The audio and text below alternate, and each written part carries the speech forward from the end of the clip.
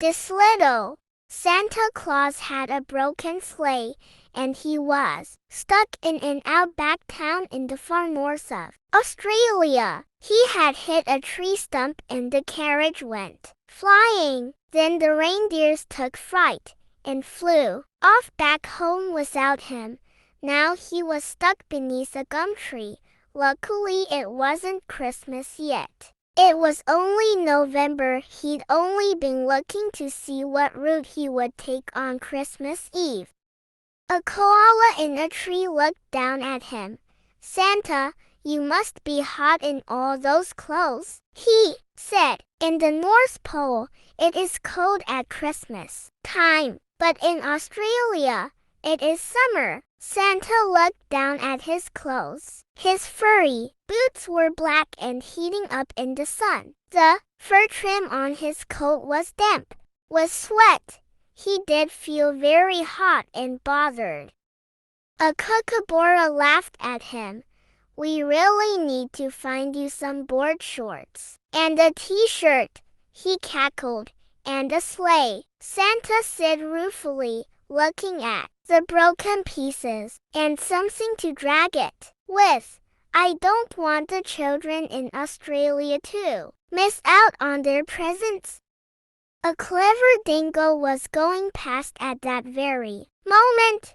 "You need something that will manage the dirt roads, all their bumps and holes," he said. "And don't you want to do it all in one night? You'll need to go fast. I think the best thing for you is a car."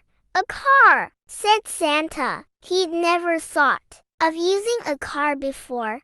"With air conditioning," said the koala. He knew what it was like to have hot fur in summer.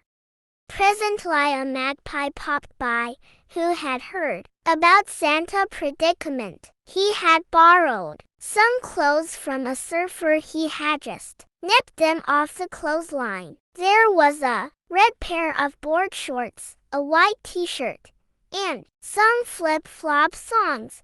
Santa wasn't quite happy with something so boring though, so he winked his eye, touched his nose, and did a very special kind of Christmas magic. Now the t-shirt had Christmas bells on it, and holly on the shoulders. A pair of sunglasses and a big Santa hat also materialized. "That's better," he said, and he put them on and felt much cooler. Next the dingo came back, only instead of running, he was behind the wheel of a car. It was an old kind of car, with faded rubber wheels. Some patches were red, and some were yellow, but it worked. And that was the most important thing. Santa clapped his hands. "Oh ho ho," he said. "That looks amazing." "Dissledoo," said the dingo. "Sorry," said Santa. "I said, this'll do, won't it?" "Oh, it will do very nicely. I think we'll call it Dissledoo," said Santa. But Koala was frowning. "What's wrong?" said the dingo. "It's not very Christmassy," he said. "What about some decorations, like a tree?" Magpie knew where there was a broken tree, and they went and put its branches on the top of the car. Santa touched his nose again, and the tree turned into a real Christmas tree with sparkly baubles. The kookaburra put some more branches around the spare wheel, and Santa did his magic again and turned it into tinsel. "It's perfect," said Santa. "Dissledoo, you and are about to have the adventure of a lifetime. Let's map out the route so we know which way to go on Christmas Eve." "Don't you want some company?" said the animals. They didn't think one lonely Santa Claus could find his way through the wide, hot desert by himself. "It's okay," said Santa.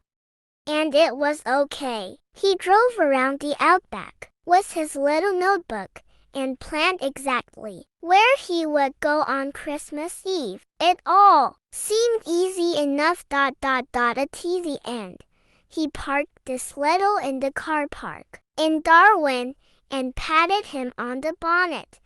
I will be back on Christmas Eve. See you then, Dissledoo. Santa returned on Christmas Eve morning. He had decided to deliver the presents to Australia in the daytime, because in the night time it was so hot that nobody could sleep. But in the daytime everyone was swimming in the water holes, and he thought no one would see him. But when Santa got back to Dissledoo, he discovered that the rains had come. The roads were very wet and the rivers had risen. It's okay, Dissledoo, he said. Santa was an optimistic sort. I'm Santa after all. Let's get these presents delivered. But only a short time into the deliveries, Dissledoo hit a patch of bowdust, and beneath it, a pointy rock was hiding. It burst one of Dissledoo's tires. Dissledoo couldn't drive with only 3 wheels, and Santa had never changed a tire before in his life. Oh no, Dissledoo, cried Santa. What will we do? Now Santa is, of course, quite magic, and an anxious Santa is something that the natural world finds quite impossible to ignore. So of course Santa friends Dingo, Koala, Magpie and Kookaburra all heard his distress call. In fact, they had been waiting for him to call on them, because the Australian desert is big, hot, and wide, and getting stuck there can be dangerous. The Australian outback was one of those places you really, really need good friends for. Santa friends were there in a flash. They had been having some nice baths in Mataranka. While they waited for him, Koala knew how to change a tire with his handy paws and claws. In just a few minutes, he changed the tire, and Dissledoo was ready to rock and roll. They dropped off presents at Catherine and Kalkarinji. In Nulambai and Ngamari Yanga. In Jabiru and Humpty Doo. Then Dissledoo got too hot, and its light started flashing. No worries, said Magpie, and he found a bucket and topped up the radiator. I'm glad you knew what to do, said Santa, fanning his beard. It helps to have friends. All was well until they got to Borroloola. The tree started to waggle on the corrugated roads, and one by one, the shiny Christmas balls started flying off. Kookaburra, with his sharp eyes, saw them fall by the road as they hurtled past. He flew behind Dissledoo and picked each of them up in his beak. But then they met a creek, and the creek was so swollen with water that when they tried to cross it, Dissledoo got stuck there, the waves lapping up to her windows. Slowly, slowly, a cunning old croc saw them, struggling to push her out. He glided up to the unfortunate friends. But even crocodiles like Christmas and want Santa to deliver his presents, especially to their hungry little babies, who particularly love spiced biscuits. "T'll help you," he grinned. He was actually quite nice, for all his scary appearance. He pushed the car across the river with his nose, and soon Dissledoo was high and dry once more. "Thank you, Croc," exclaimed Santa. It really had been the adventure. So that was how Santa, with a car called Dissledoo, as well as the help of a whole lot of animal friends, made his way through the far north of Australia delivering presents on Christmas Eve. Dingo, koala, magpie, kookaburra and even croc had so much fun that Santa asked if they would be his helpers every year. Now, every year, they take Dissledoo around Australia, delivering presents.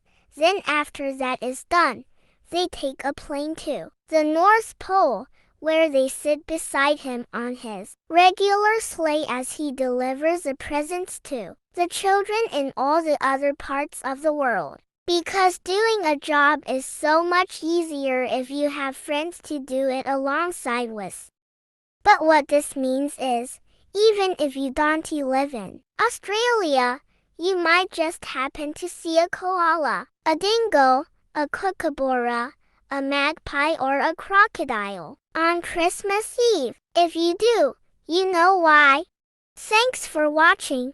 Subscribe for more stories.